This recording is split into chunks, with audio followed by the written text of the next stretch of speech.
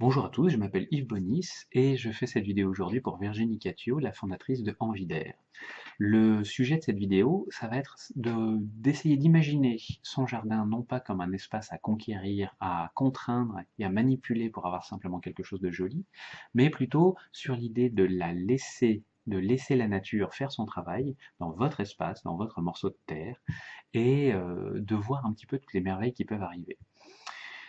Pourquoi est-ce qu'elle m'a posé cette question et pourquoi aujourd'hui je suis légitime à intervenir là-dessus? Parce que dans mon métier de coach d'affaires, j'ai développé une approche dite de bio-inspiration, c'est-à-dire que j'observe des stratégies naturelles, des mécaniques mises en place par la nature sauvage, les plantes, les animaux, leurs interactions, pour pouvoir inspirer les entreprises dans leur gestion et dans leur épanouissement. Et justement, ce qui m'intéresse, comme je viens de vous le dire, c'est la nature sauvage. Et je pense que c'est une nature qui peut également vous intéresser. Quand vous avez un jardin, en général, on vous donne des conseils, vous lisez des magazines, vous lisez des livres, vous regardez des vidéos, on vous donne des conseils en jardinerie, chez les pépiniéristes, etc. Et tous ces gens-là vous disent, voilà, dans la nature, dans votre jardin, il y a des mauvaises herbes, et donc sous-entendu, il y a des bonnes herbes, des bonnes plantes, celles que je vous vends, celles qu'il va falloir planter de telle façon, les mettant dans tel truc, et il va falloir mettre de l'engrais, des pesticides, des fongicides, des herbicides, et tout un tas de trucs en icides, dont l'objectif est tout simplement d'éradiquer tout ce qui n'est pas ce que vous avez décidé. C'est terrible comme façon de voir son morceau de terrain. Quelle que soit la taille de votre jardin, même éventuellement dans une jardinière sur un balcon, vous avez un morceau de terre avec un grand T, un morceau de planète. Ce qui signifie que vous avez là une petite parcelle qui se débrouille très bien sans vous depuis des millions d'années. Ok? Ça signifie que sans votre intervention, il y a des plantes qui poussent, des animaux qui viennent, il y a des interactions qui se font entre les deux.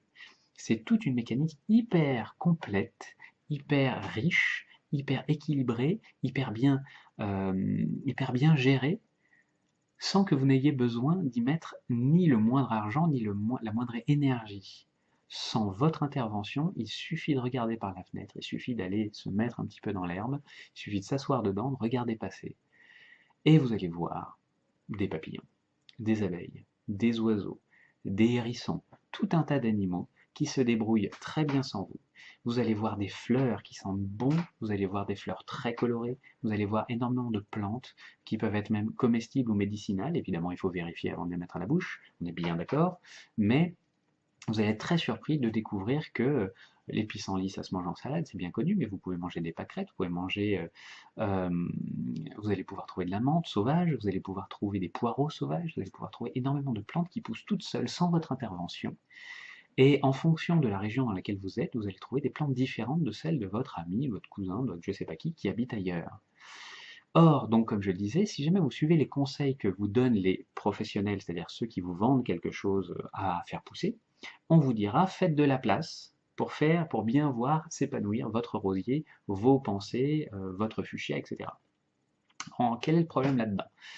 Le problème, c'est que d'abord, ces plantes-là ne sont pas sauvages. Un rosier n'a rien. Un rosier, c'est une espèce vivante artificielle. Des tulipes, c'est pareil. Ça sort de chez un horticulteur. Ça a d'abord fait un tour par un labo. Ensuite, ça a été planté sur des parcelles test, tripoté, mélangé, croisé. Donc, c'est un boulot qui est superbe, hein. Mais le problème, c'est que quand vous les plantez, ce sont des choses qui ne sont pas intégrées au cycle naturel de votre région. Si vous plantez des tomates en France et n'importe où, vous allez devoir compenser à mort le fait que cette plante, ce plant de tomate n'a rien à faire là. Si vous voulez planter du maïs, il va falloir la majorité du temps, sauf dans certains coins, mettre énormément de temps, d'argent, d'eau, de produits pour arriver à faire en sorte d'avoir un épi de maïs, alors qu'il n'a strictement rien à faire par là.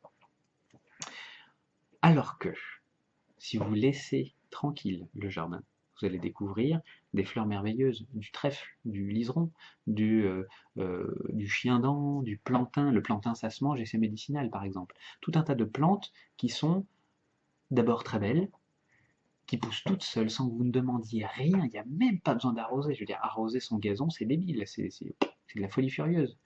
Laissez la nature se débrouiller, elle vous fera des miracles auxquels vous pensiez même pas.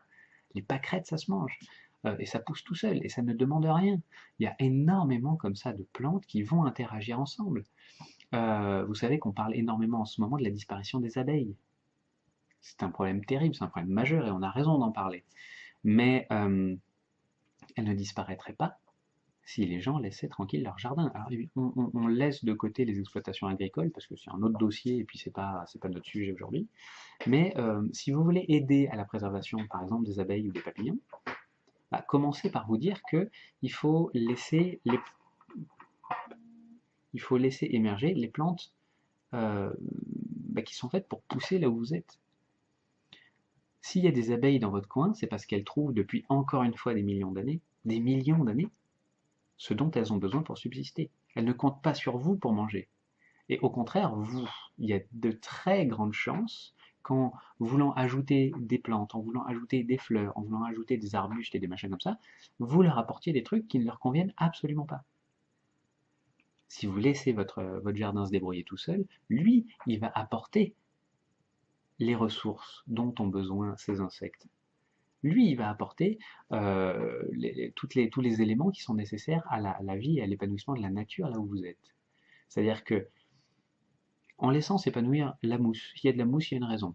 Elle ne se développe pas juste pour le plaisir de vous embêter. Si elle se développe, c'est qu'il y a une raison. En laissant se débrouiller, je sais pas moi, du lierre, en laissant passer comme ça tout un tas de toutes les plantes qui viennent toutes seules, vous allez avoir un spectacle fantastique à regarder, sans même avoir besoin d'intervenir. Alors on est d'accord, je ne vous dis pas interdit de tondre, interdit de tailler le lierre qui est en train d'envahir votre façade parce que bah, quand il n'y aura plus de lumière qui passera par votre fenêtre, vous n'en profiterez plus, on est bien d'accord. Il faut que ça reste un espace qui soit vivable et qui soit agréable à fréquenter pour vous, mais une simple expérience. La prochaine fois que vous irez tondre votre jardin, laissez un carré tranquille. Laissez un petit espace en rond, en forme de cœur, en forme de ce que vous voudrez, vos enfants seront ravis en plus, et laissez pousser jusqu'à ce que ça en ait marre. Laissez pousser tout seul. Et vous allez voir que dans cet espace-là, vous allez retrouver une biodiversité phénoménale par rapport à ce qu'il y aura tout à côté. Là, vous verrez des oiseaux, là, vous verrez des abeilles, là, vous verrez des papillons, là, vous verrez des animaux qui vont venir se cacher. Parce que dans ce petit carré, quelle qu'en soit la taille, tout sera équilibré, tout sera là pour que la vie fasse son travail, et là vous aurez un spectacle phénoménal.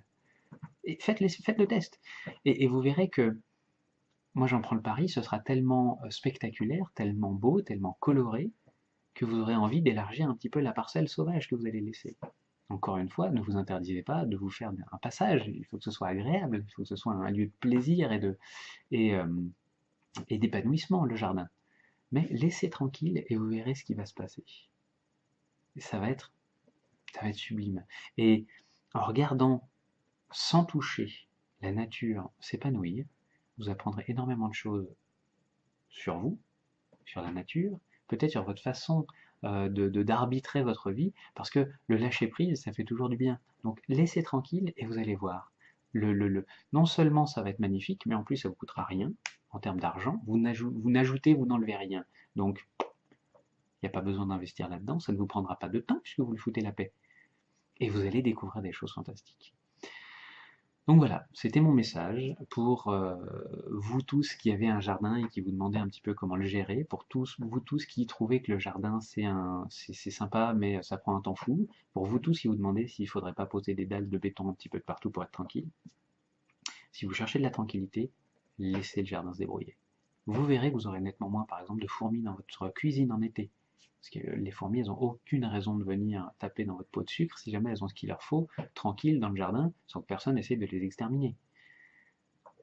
Vous verrez que vous aurez nettement moins donc d'intrus et que finalement les herbes dites mauvaises, elles savent très très bien s'équilibrer toutes seules. Il n'y a aucun problème là-dessus. C'est vraiment ça, vivre en harmonie avec la nature, c'est de lui laisser la place de faire son job et conserver votre précaré, j'allais dire, conserver votre confort et votre vie à vous. Mais laissez-la vivre, laissez-la s'épanouir, vous n'en reviendrez pas. C'est beau, ça se débrouille tout seul, ça coûte rien, ça prend pas de temps. Et, euh, et en plus, vous faites du bien au monde. Parce que du coup, quand vous ne mettez pas de cochonnerie dans votre jardin, vous continuerez à avoir des abeilles, vous continuerez à avoir des papillons, etc., etc., etc. Voilà, je ne vais pas me répéter, je vous remercie d'avoir regardé cette vidéo et j'espère que ça vous donnera envie d'aller simplement regarder sans toucher au moins un petit morceau de votre jardin. Merci encore et à très bientôt.